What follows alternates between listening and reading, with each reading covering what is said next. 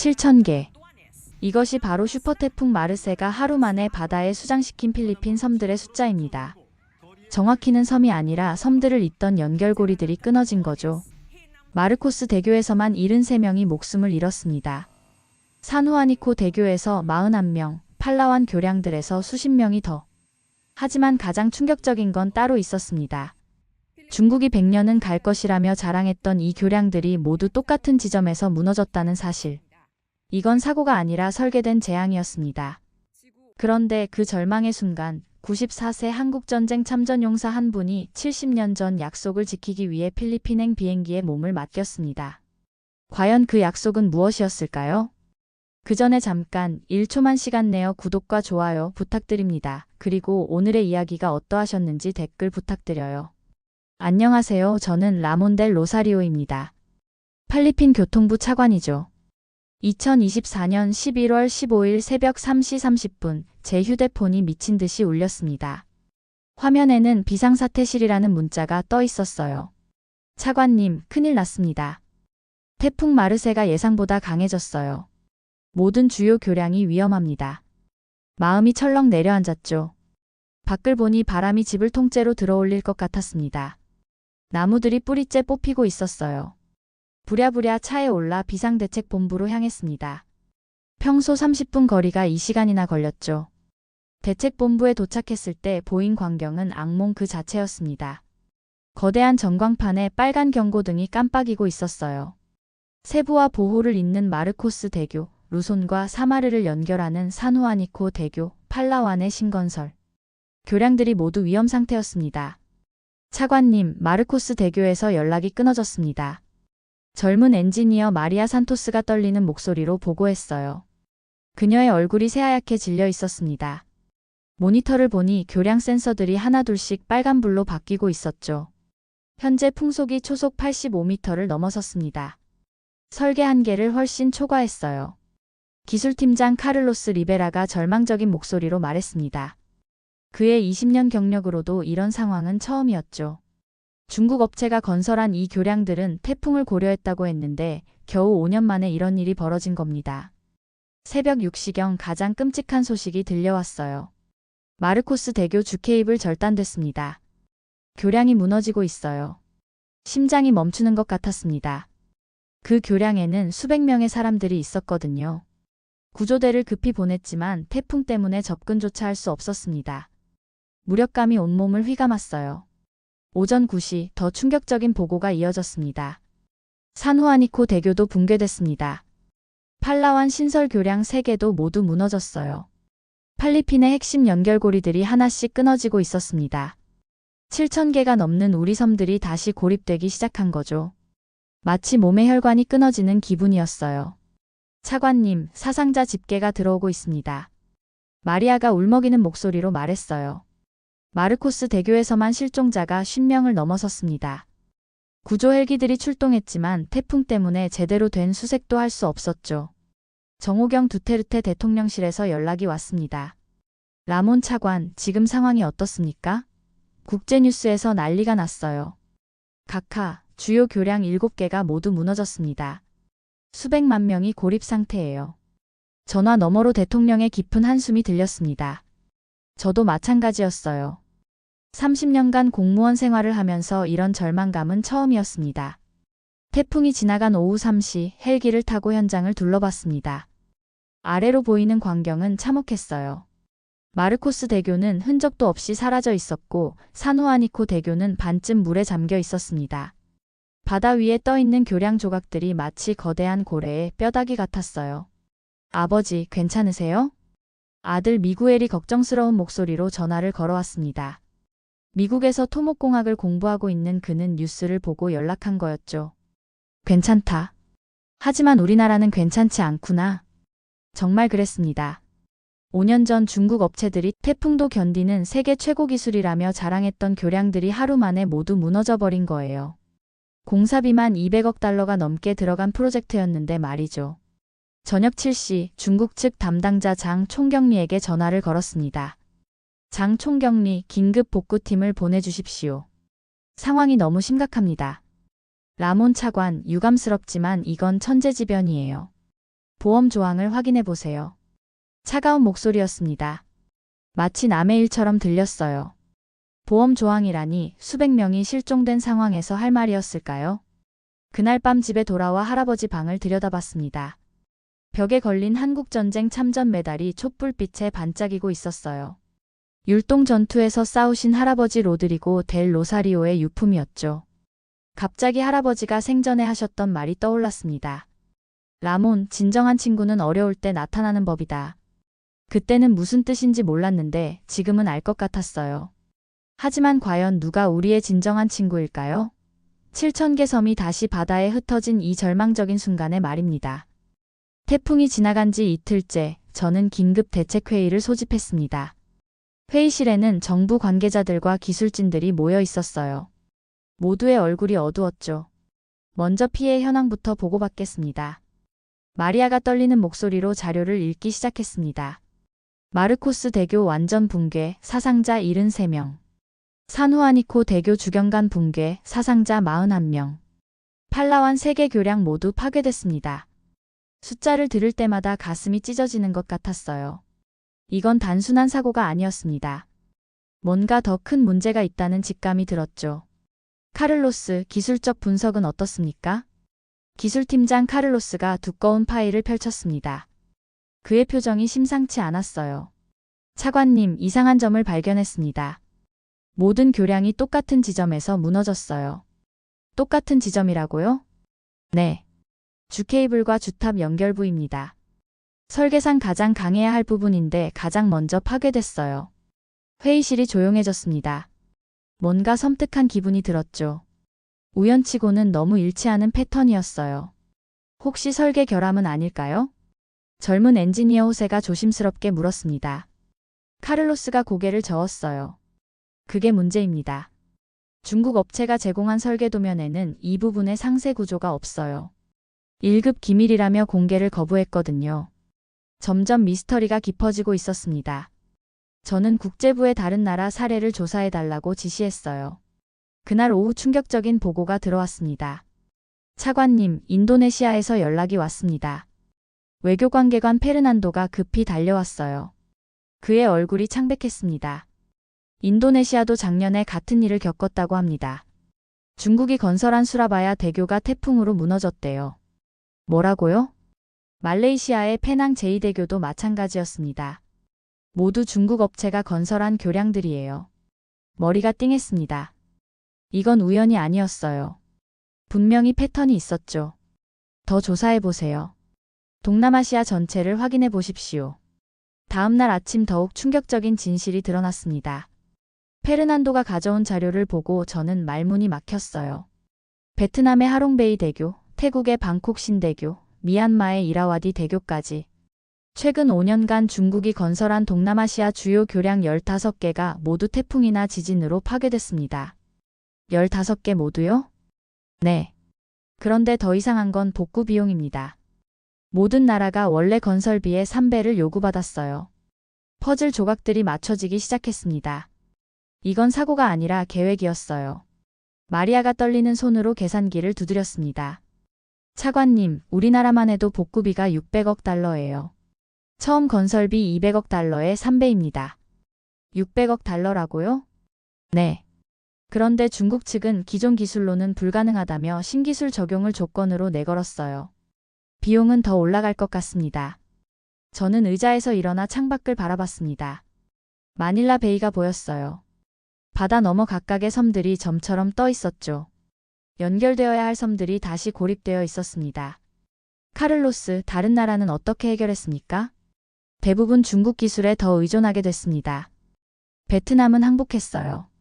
인도네시아도 마찬가지고요. 그때 호세가 조심스럽게 말했습니다. 차관님, 제가 MIT에서 공부할 때 교수님이 하신 말씀이 생각나요. 뭐라고 하셨는데요? 진정한 기술 지배는 무기가 아니라 의존성으로 이루어진다고 하셨어요. 상대방이 스스로 포기하게 만드는 게 가장 효과적이라고요. 회의실이 다시 조용해졌습니다. 모두가 같은 생각을 하고 있었죠. 우리가 중국의 거대한 함정에 빠진 건 아닐까? 오후에 국정원에서 기밀 보고서를 가져왔습니다. 표지에는 극비라고 적혀 있었어요. 차관님, 중국의 1대1로 사업 관련 내부 문서입니다. 페이지를 넘기는 제 손이 떨렸습니다. 그 안에는 충격적인 내용이 적혀 있었어요.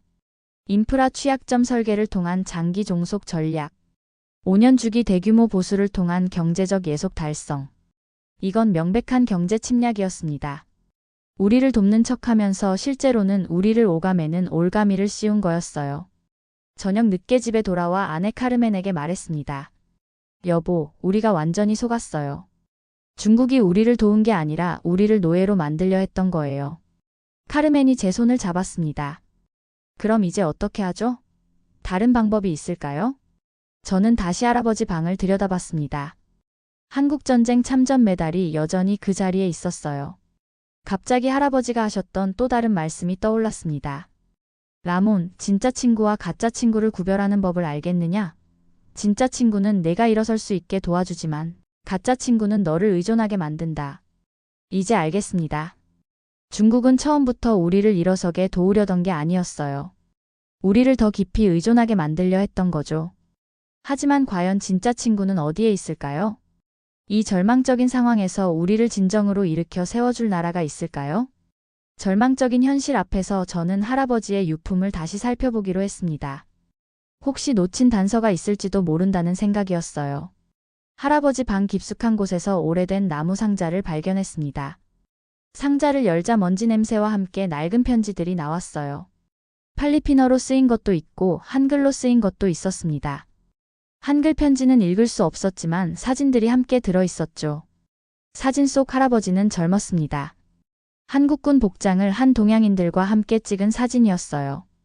뒷면에는 1951년 4월 율동리에서라고 적혀 있었습니다. 할아버지가 늘 자랑하시던 그 전투였죠. 편지를 하나씩 읽어보니 놀라운 내용들이 나왔습니다. 한국 친구들이 보낸 감사 편지였어요. 비록 한글은 읽을 수 없었지만 함께 들어있던 영어 번역본이 있었습니다. 로드리고에게. 당신이 없었다면 우리는 살아남을 수 없었을 것입니다. 언젠가 우리나라가 발전하면 필리핀을 꼭 도와드리겠습니다. 김영수 상사가. 1951년에 쓰인 편지였습니다. 70년도 넘은 약속이었죠. 그때는 한국이 세계 최빈국 중 하나였는데 지금은 어떨까요? 저는 급히 인터넷을 검색해봤습니다. 한국의 현재 모습을 보고 깜짝 놀랐어요. 세계 10위권 경제대국이 된 거 아닙니까? 그리고 조선업과 건설업이 세계 최고 수준이라는 기사들이 나왔습니다. 인천대교, 거가대교, 영종대교. 한국의 교량 기술을 검색할수록 놀라웠습니다. 태풍이 잦은 한국에서 개발된 기술이니 우리 상황에 딱 맞을 것 같았어요. 다음 날 아침 사무실에서 마리아에게 말했습니다. 마리아, 한국 건설업체들을 찾아보세요. 혹시 우리를 도와줄 수 있을지 모르겠어요. 한국이요? 차관님, 중국 말고 다른 선택지가 있을까요? 한번 시도해볼 가치는 있습니다. 우리 할아버지가 한국을 위해 싸우셨거든요. 마리아가 의아한 표정을 지었지만 곧 자료를 찾기 시작했어요. 오후에 들고 온 자료를 보니 흥미로운 회사가 하나 있었습니다. 한국해양건설공단이라는 곳이에요. 세계 최대 조선업체들과 협력해서 해상교량을 전문으로 하는 곳입니다. 연락처를 알아보세요. 그런데 이상하게도 그날 저녁 제 휴대폰이 울렸습니다. 국제전화였어요. 여보세요, 라몬 델 로사리오 차관님이신가요? 유창한 영어를 구사하는 남성의 목소리였습니다. 한국 사람 같았어요. 네, 맞습니다. 누구시죠? 저는 김현태라고 합니다. 한국해양건설공단 대표입니다. 필리핀 상황을 뉴스로 봤는데 혹시 도움이 될까 싶어 전화드렸어요. 심장이 빨리 뛰기 시작했습니다. 제가 연락하려던 바로 그 회사에서 먼저 연락해온 거 아닙니까? 누가 연락하라고 하셨다고요? 저희 회사 고문이신 김영수 회장님이세요. 올해 93세이신데 한국전쟁 참전 용사십니다. 김영수. 할아버지가 받은 편지에 적힌 바로 그 이름이었어요. 온몸에 전율이 흘렀습니다. 혹시 로드리고 델 로사리오라는 필리핀 군인을 아시나요? 전화 너머로 잠시 침묵이 흘렀습니다. 그리고는 감격스러운 목소리가 들려왔어요. 로드리고의 손자시군요. 김 회장님이 평생 찾고 계셨던 분입니다. 율동 전투에서 함께 싸우신 분 말이에요. 눈물이 날 것 같았습니다. 70년 만의 재회였죠. 김현태 대표님, 저희가 정말 어려운 상황에 있습니다. 도와주실 수 있을까요? 물론입니다. 김 회장님이 늘 말씀하셨어요. 로드리고가 없었다면 자신도 없었을 거라고. 이제 우리가 갚을 차례라고요. 다음 날 김현태 대표가 직접 마닐라로 날아왔습니다. 공항에서 만난 그는 50대 중반의 건장한 남성이었어요. 하지만 그보다 더 인상적인 건 함께 온 할아버지였습니다. 저는 김영수입니다. 로드리고의 손자를 만나게 되어 영광입니다. 93세라고 하기엔 너무 정정하셨어요. 김영수 회장님이 제 손을 꽉 잡으시며 말씀하셨습니다. 1951년 4월 22일 율동리 고지에서 중국군이 몰려왔을 때 로드리고가 저를 구해줬습니다. 그날의 은혜를 평생 잊을 수 없어요. 할아버지도 늘 그날을 자랑스러워 하셨습니다. 제가 건설업에 뛰어든 이유가 있어요. 언젠가 필리핀에 다리를 놓아주고 싶다는 꿈 때문이었습니다. 김 회장님의 눈에 눈물이 고였어요. 저도 마찬가지였죠. 김현태 대표가 서류 가방을 열었습니다. 차관님, 이것이 저희 제안서입니다. 필리핀의 모든 교량을 태풍을 견딜 수 있는 한국 기술로 재건해 드리겠습니다. 비용은 얼마나 되나요? 무료입니다. 네. 70년 전 받은 은혜를 갚는 건데 돈을 받을 수는 없죠. 대신 조건이 하나 있습니다. 가슴이 두근거렸어요. 또 다른 함정은 아닐까 하는 걱정이 들었거든요. 필리핀 젊은 엔지니어들이 우리와 함께 배우며 일해야 합니다. 기술을 전수받아서 앞으로는 필리핀이 스스로 해결할 수 있도록요. 이건 중국과 완전히 다른 접근법이었습니다. 의존시키는 게 아니라 독립시키겠다는 거였어요. 그리고 하나 더 있습니다. 김 회장님이 미소를 지으시며 말씀하셨어요. 배운 기술을 다른 동남아시아 나라들과도 공유해 주세요. 바다로 연결된 나라들이 서로 도와야 합니다. 그 순간 할아버지의 마지막 말씀이 떠올랐습니다. 라몬, 받은 은혜는 반드시 갚아야 한다. 하지만 더 중요한 건 그 은혜를 다른 사람에게도 베풀어야 한다는 거다. 70년 전 할아버지가 심은 씨앗이 마침내 싹을 틔우는 순간이었습니다. 일주일 후 김현태 대표와 한국 기술팀이 필리핀에 도착했습니다. 공항에서 그들을 맞이할 때 깜짝 놀랐어요. 정장을 입은 임원들이 아니라 작업복을 입은 엔지니어들이 내려왔거든요. 안전모까지 가져오셨네요? 김현태 대표가 웃으며 답했습니다. 저희는 회의실이 아니라 현장에서 일하러 왔거든요. 시간이 없지 않습니까? 중국 업체들과는 완전히 다른 모습이었어요. 중국 임원들은 항상 비싼 정장을 입고 호텔 회의실에서만 만났거든요. 첫 번째 현장 조사를 위해 무너진 마르코스 대교 자리로 향했습니다. 한국 팀은 배를 타고 직접 바다로 나갔어요. 수중 탐사 장비까지 가져왔더군요. 이 박사님, 수중 구조물 상태는 어떻습니까? 팀장 이재현 박사가 태블릿을 보며 고개를 저었어요. 심각합니다. 주파일의 용접 부위가 모두 부식되어 있어요. 염분 농도를 전혀 고려하지 않은 설계네요. 염분 농도요? 네. 바닷물의 염분이 강철을 부식시키거든요. 특히 필리핀처럼 염분이 높은 바다에서는 특수 처리가 필수입니다. 마리아가 놀란 표정으로 물었어요. 그럼 중국 업체는 이걸 몰랐다는 건가요? 몰랐을 리 없습니다. 의도적으로 무시한 거죠. 이재현 박사의 말에 모두가 경악했습니다. 정말 의도적이었다는 말이 현실로 다가왔어요. 오후에 한국팀이 준비한 프레젠테이션을 봤습니다. 제목이 인상적이었어요. 바다와 친구가 되는 기술이라고 적혀 있었거든요. 기존 교량은 태풍을 막으려고 합니다. 하지만 우리 기술은 태풍과 함께 움직여요. 이재현 박사가 모형을 보여줬어요. 교량이 바람에 따라 유연하게 움직이는 모습이었습니다. 이게 가능한가요? 호세가 신기한 듯 물었어요. 한국의 인천대교가 바로 이 기술로 만들어졌습니다. 태풍이 와도 끄떡없어요. 김현태 대표가 더 놀라운 이야기를 했습니다. 그런데 가장 중요한 건 따로 있어요. 우리는 모든 기술을 공개할 겁니다. 모든 기술을요? 네. 설계 도면부터 시공 과정까지 전부 다요. 숨길 게 없거든요. 중국과는 정반대였습니다. 그들은 1급 기밀이라며 아무것도 알려주지 않았거든요. 왜 그렇게 하시는 거죠? 카를로스가 의심스러운 표정으로 물었어요. 너무 좋은 조건이라 믿기 어려웠을 거예요. 이재현 박사가 진지하게 답했습니다. 기술은 나눌수록 발전합니다. 혼자 갖고 있으면 썩어요. 그때 김영수 회장님이 말씀하셨어요. 70년 전에도 마찬가지였습니다.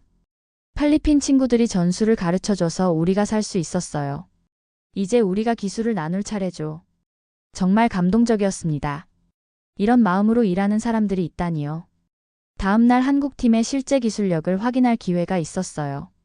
작은 실험용 교량을 하루 만에 만들어 보겠다고 했거든요.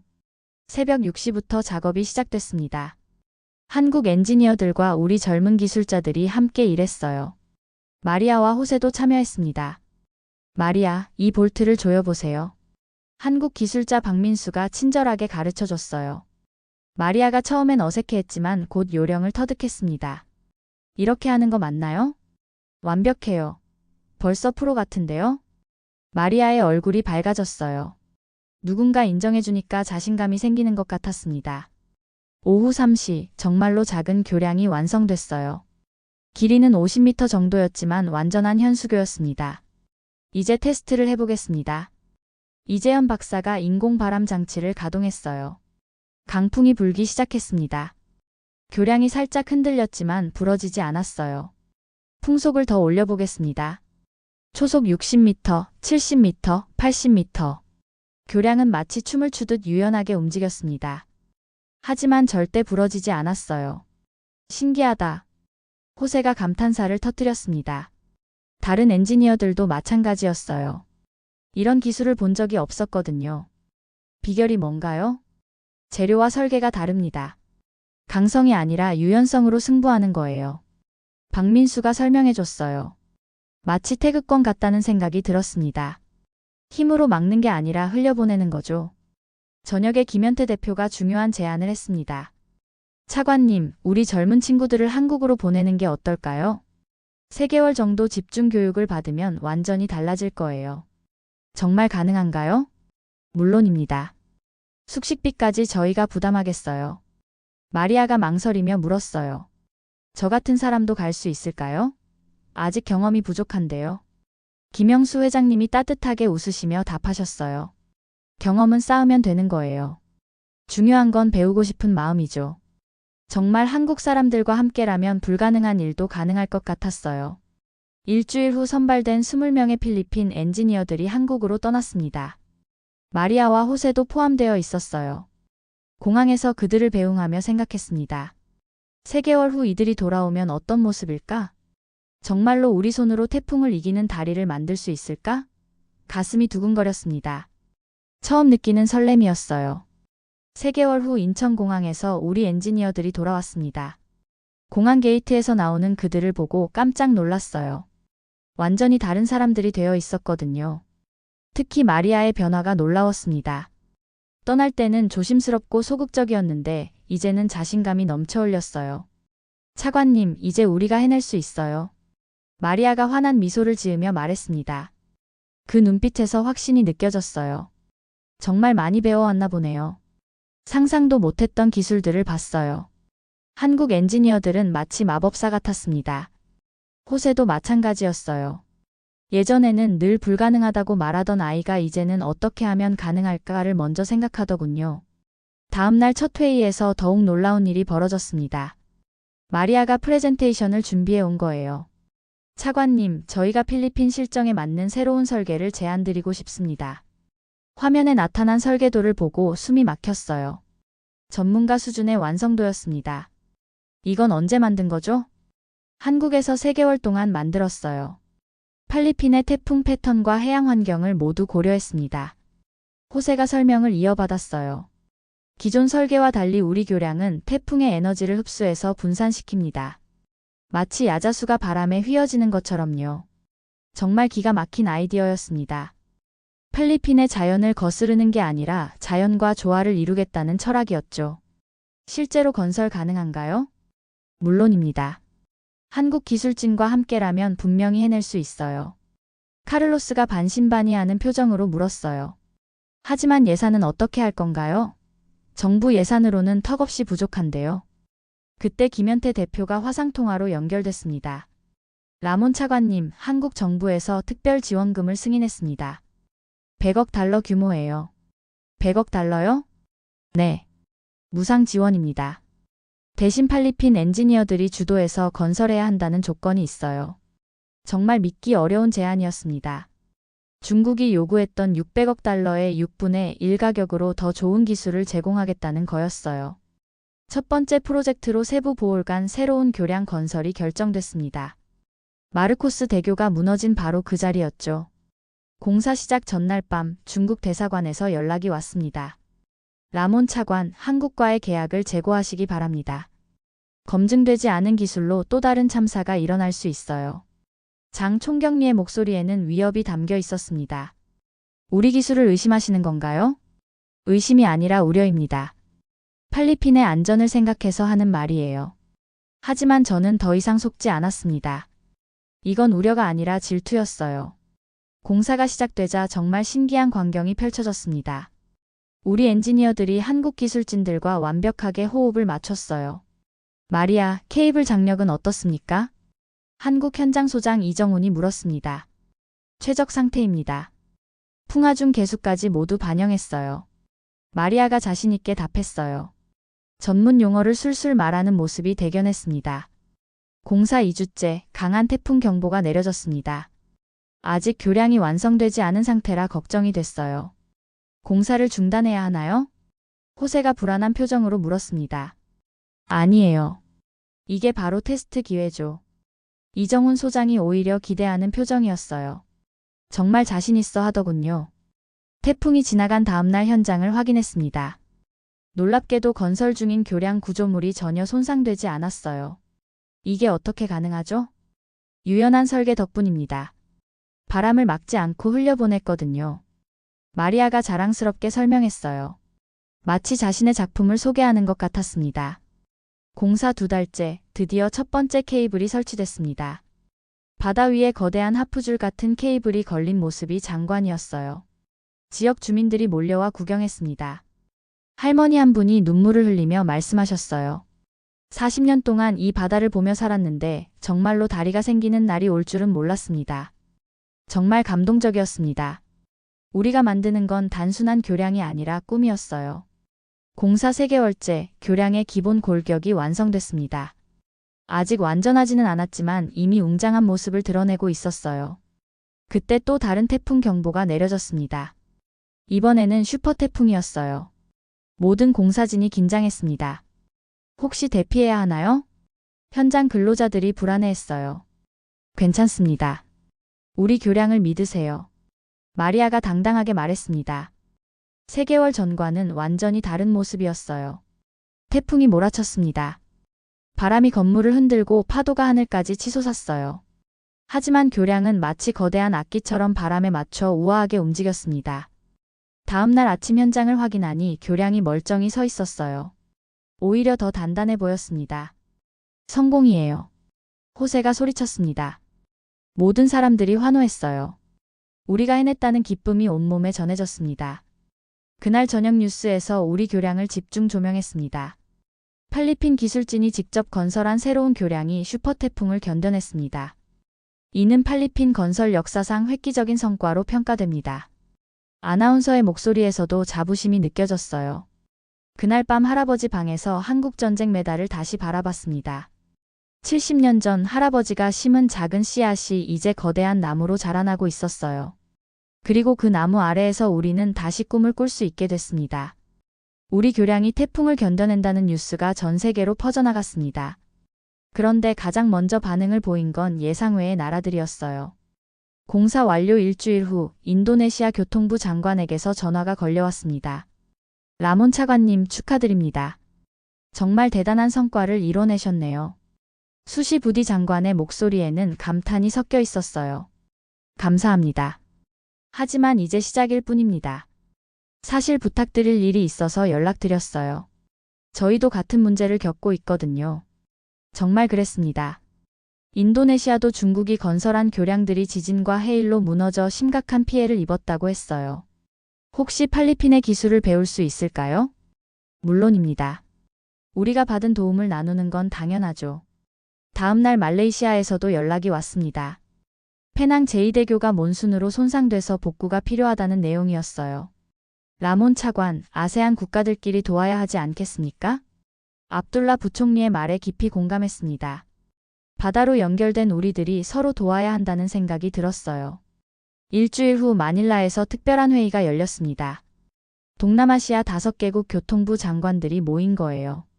인도네시아, 말레이시아, 태국, 베트남, 그리고 필리핀. 여러분, 우리는 모두 같은 문제를 겪고 있습니다. 제가 회의를 시작했어요. 화면에는 각국의 교량 피해 현황이 나타났습니다. 중국이 건설한 인프라들이 자연재해에 취약하다는 게 입증됐습니다. 이제 우리가 스스로 해결해야 해요. 베트남의 응웬 장관이 걱정스러운 표정으로 말했어요. 하지만 기술과 자금이 부족합니다. 우리 혼자서는 어려워요. 그래서 함께 하자는 겁니다. 마리아가 프레젠테이션을 시작했어요. 한국에서 돌아온 후 완전히 달라진 그녀의 모습에 모든 장관들이 놀랐습니다. 동남아시아 해양 인프라 공동체를 제안합니다.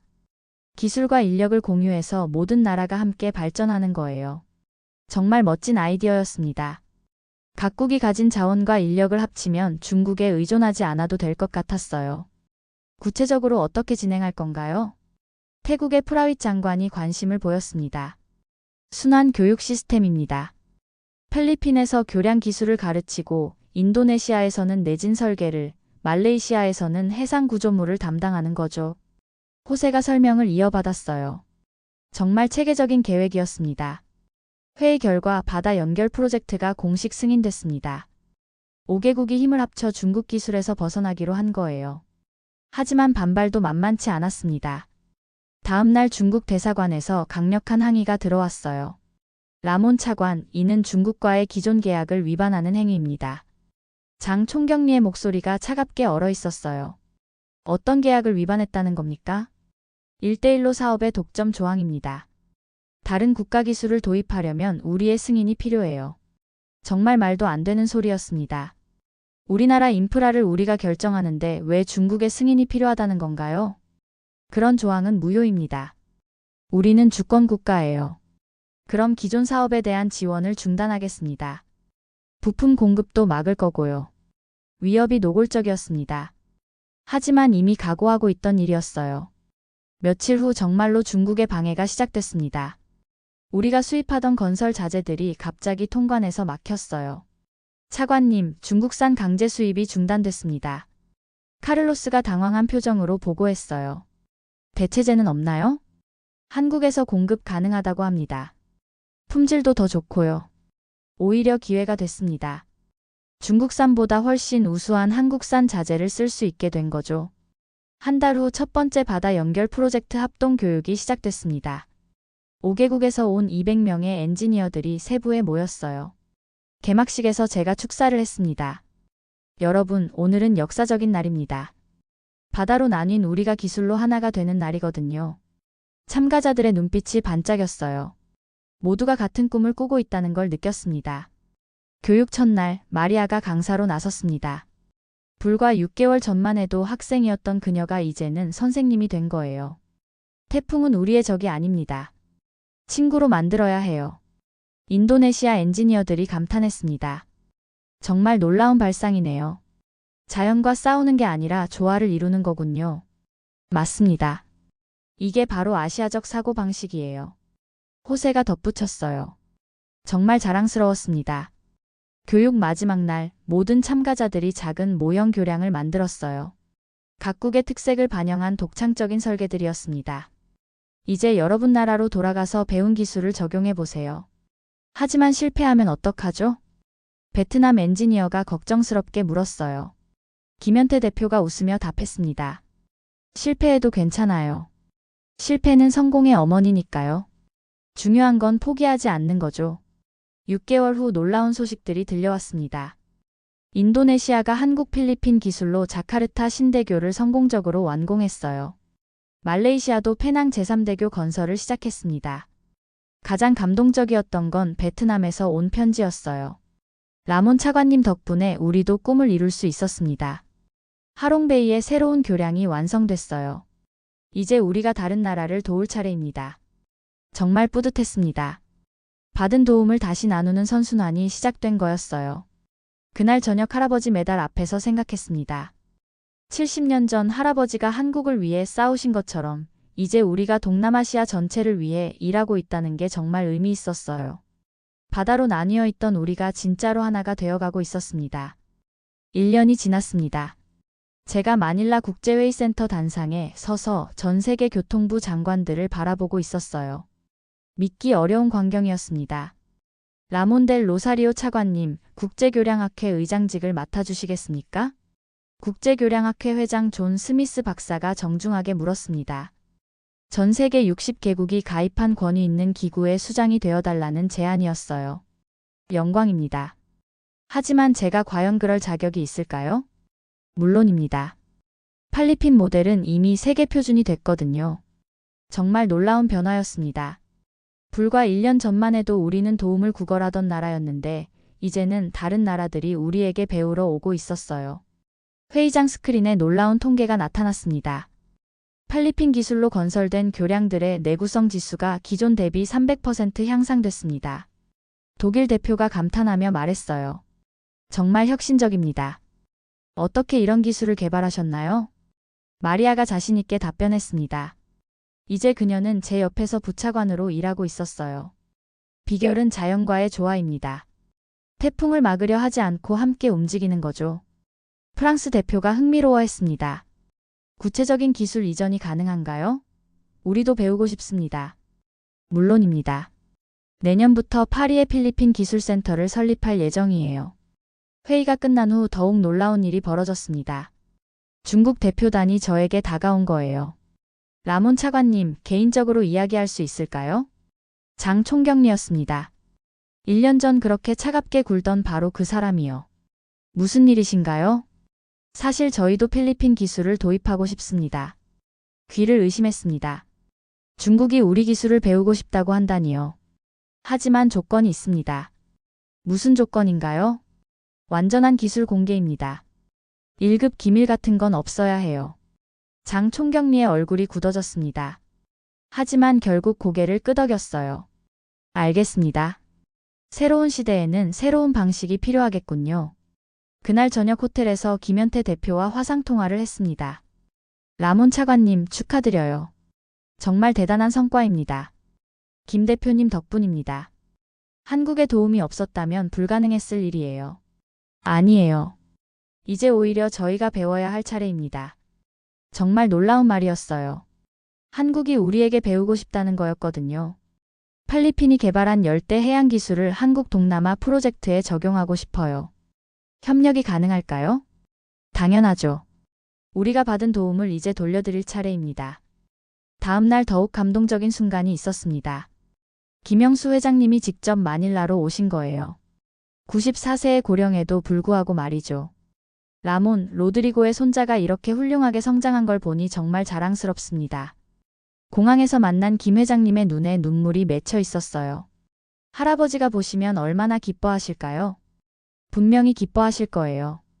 필리핀이 이제 세계를 돕는 나라가 됐으니까요. 그날 오후 세부의 새로운 교량을 함께 둘러봤습니다.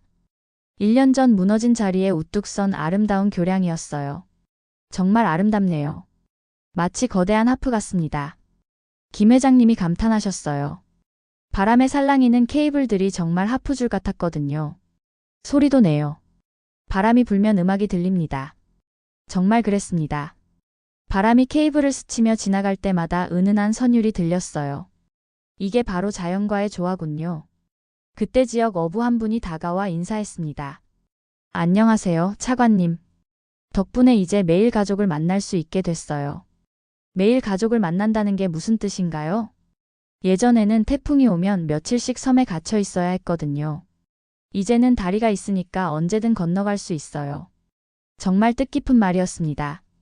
우리가 만든 건 단순한 교량이 아니라 가족의 연결고리였던 거예요. 저녁에 마닐라 베이를 바라보며 김 회장님과 대화했습니다. 회장님, 70년 전에 이런 날이 올 거라고 상상하셨나요? 솔직히 몰랐어요. 하지만 로드리고가 심어준 씨앗이 언젠가는 꽃을 피울 거라고 믿었죠. 이제 그 꽃이 열매를 맺었네요. 맞아요. 그런데 더 중요한 건 이 열매가 다시 씨앗이 된다는 겁니다. 정말 그랬습니다. 우리가 받은 도움이 이제 전 세계로 퍼져나가고 있었어요. 다음날 출국하시는 김 회장님을 배웅하며 마지막 인사를 나눴습니다. 회장님, 정말 감사했습니다. 평생 잊지 못할 거예요. 저도 마찬가지예요. 로드리고와의 약속을 지킬 수 있어서 정말 기뻐요. 공항 게이트에서 돌아서시는 김 회장님의 뒷모습을 보며 생각했습니다. 진정한 우정이란 이런 것이구나. 70년이라는 긴 세월을 뛰어넘어 약속을 지키는 것. 그날 밤 할아버지 방에서 한국전쟁 메달을 다시 바라봤습니다. 이제 그 옆에 국제교량학회 의장 임명장이 함께 놓여 있었어요. 할아버지, 저희가 해냈어요. 필리핀이 이제 세계를 돕는 나라가 됐습니다. 마치 할아버지의 미소가 느껴지는 것 같았어요. 70년 전 심어진 작은 씨앗이 이제 거대한 나무가 되어 전 세계에 그늘을 드리우고 있었습니다. 그리고 그 나무에서 새로운 씨앗들이 떨어져 또 다른 숲을 만들어가고 있었어요. 2025년 7월 저는 필리핀 대학교 대강당에서 마지막 강연을 준비하고 있었습니다. 3,000명이 넘는 학생들이 모여 있었어요. 필리핀뿐만 아니라 전 세계에서 온 젊은이들이었습니다. 여러분, 오늘 저와 함께 특별한 여행을 떠나보겠습니다. 절망에서 희망으로, 고립에서 연결로 향하는 여행 말이에요. 스크린에 2년 전 태풍으로 무너진 교량들의 사진이 나타났습니다. 학생들이 숨을 죽였어요. 2년 전 우리는 바다에 둘러싸인 고립된 섬들이었습니다. 7,000개가 넘는 섬들이 각자 외롭게 떠 있었죠. 다음 화면에는 현재의 아름다운 교량들이 나타났습니다. 황금빛 노을을 배경으로 우뚝 선 웅장한 모습이었어요. 하지만 지금 보세요. 우리는 바다로 나뉘어 있는 게 아닙니다. 바다로 연결되어 있어요. 학생들의 눈빛이 반짝였습니다. 특히 앞줄에 앉은 젊은 여학생이 감동한 표정이었어요. 선생님, 그 변화의 비결이 뭔가요? 좋은 질문이네요. 답은 간단합니다. 진정한 친구를 만났기 때문이에요. 김현태 대표가 화상으로 연결되어 인사했습니다. 이제 그는 아시아 태평양 건설 협력기구 회장이 되어 있었어요. 안녕하세요, 미래의 엔지니어 여러분. 여러분이 바로 세계를 바꿀 주인공들입니다. 한 남학생이 손을 들었어요. 한국은 왜 우리를 무료로 도와주셨나요? 다른 의도가 있었던 건 아닌가요? 김현태 대표가 웃으며 답했습니다. 정말 솔직한 질문이네요. 사실 처음에는 보답하려는 마음뿐이었어요. 하지만 지금은 다른 이유가 생겼습니다. 다른 이유요? 여러분이 우리보다 더 훌륭한 기술을 개발했거든요. 이제 우리가 배우는 입장이에요. 정말 그랬습니다. 필리핀이 개발한 열대 해양 기술은 이제 한국도 적용하고 있었어요. 그때 뒤에서 익숙한 목소리가 들렸습니다. 아버지. 돌아보니 아들 미구엘이 서 있었어요. MIT에서 박사과정을 마치고 방금 돌아온 참이었습니다. 미구엘, 언제 왔니? 어제 도착했어요. 아버지 강연을 꼭 듣고 싶었거든요. 학생들이 박수를 쳤습니다. 미구엘이 무대로 올라왔어요. 학생 여러분, 저는 2년 전 이 모든 게 시작될 때 미국에 있었습니다. 뉴스로만 필리핀의 위기를 봤죠. 미구엘의 목소리에 감정이 실려 있었어요. 하지만 지금 제가 MIT에서 배운 모든 지식보다 아버지가 보여주신 용기가 더 값진 것 같아요. 정말 뿌듯했습니다. 아들이 이렇게 생각해 주다니요. 그래서 결정했어요. 앞으로 필리핀에서 일하겠습니다. 아버지가 시작하신 일을 계속 이어가고 싶어요. 학생들이 열렬히 박수를 쳤습니다. 저도 눈물이 날 것 같았어요. 마리아가 무대로 올라와 중요한 발표를 했습니다. 여러분께 기쁜 소식을 전해드리겠습니다. 내년에 한국 필리핀 해양평화센터가 설립됩니다. 해양평화센터요?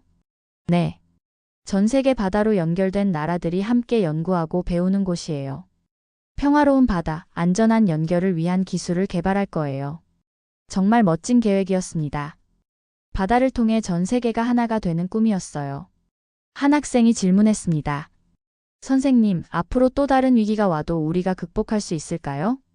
물론입니다. 왜냐하면 이제 우리는 혼자가 아니거든요. 스크린에 세계 지도가 나타났습니다. 필리핀에서 시작된 기술이 인도네시아, 말레이시아, 베트남으로 퍼져나가는 모습이었어요. 보세요. 우리가 만든 건 교량만이 아닙니다. 신뢰의 다리, 우정의 다리, 미래의 다리를 만든 거예요. 청중들이 감동한 표정이었습니다. 그때 특별한 영상이 상영됐어요. 전 세계 각국에서 보낸 감사 메시지였습니다. 필리핀 덕분에 우리도 꿈을 이룰 수 있었습니다. 마이너스 인도네시아. 바다가 장벽이 아니라 연결고리라는 걸 배웠어요. 마이너스 말레이시아. 진정한 협력이 무엇인지 알게 됐습니다. 마이너스 베트남. 영상이 끝나자 강당이 조용해졌습니다. 모두가 감동에 빠져 있었어요. 여러분, 제가 마지막으로 전하고 싶은 메시지가 있어요. 저는 천천히 말을 이어갔습니다. 기술은 나눌수록 강해집니다. 지식은 공유할수록 커져요. 그리고 사랑은 베풀수록 돌아옵니다. 한 여학생이 눈물을 훔쳤어요. 그 모습을 보니 제 마음도 뭉클해졌습니다. 70년 전 제 할아버지는 낯선 땅에서 낯선 사람들을 위해 싸우셨어요. 왜 그랬을까요? 왜요? 자유는 나눌수록 커지는 것이기 때문입니다. 그리고 이제 우리가 배운 것도 마찬가지예요. 기술도 자유처럼 나눌수록 커지는 거예요. 강당의 박수가 터져 나왔습니다. 오래도록 멈추지 않는 박수였어요. 강연이 끝난 후 바다가 보이는 테라스로 나갔습니다. 마닐라 베이의 석양이 지고 있었어요. 멀리 우리가 만든 교량들이 황금빛으로 빛나고 있었습니다. 미구엘이 제 옆에 다가왔어요. 아버지, 정말 자랑스러워요. 나도 내가 자랑스럽다. 앞으로 더 큰 꿈을 이뤄나가자. 그때 마리아가 달려와 흥미진진한 소식을 전했습니다. 차관님, 아프리카에서 연락이 왔어요. 우리 기술을 배우고 싶다고 해요. 아프리카에서요? 네. 이제 정말로 전 세계가 하나가 되는 것 같아요. 정말 놀라운 일이었습니다. 바다를 넘어 대륙까지 연결되고 있었어요. 그날 밤 할아버지 방에서 마지막으로 한국전쟁 메달을 바라봤습니다. 이제 그 옆에는 수많은 감사패와 기념품들이 함께 놓여 있었어요. 할아버지, 정말 감사해요. 할아버지가 심어주신 작은 씨앗이 이제 온 세상을 덮는 큰 나무가 됐어요. 창밖으로 보이는 바다가 달빛에 반짝이고 있었습니다. 그 바다 위로 우리가 만든 다리들이 은하수처럼 이어져 있었어요. 이제 우리는 알고 있습니다. 바다는 우리를 나누는 장벽이 아니라 우리를 잇는 다리라는 것을. 그리고 진정한 기적은 기술이 아니라 사람의 마음에서 시작된다는 것을. 70년 전 할아버지가 보여주신 용기가 오늘 우리 모두의 희망이 된 것처럼 말이에요. 지금까지 라몬의 이야기였습니다. 오늘의 이야기가 즐거우셨다면 구독, 좋아요, 알림 설정까지 부탁드립니다. 라몬에게 댓글로 응원도 부탁드려요. 언제나 감사드립니다. 행복하세요.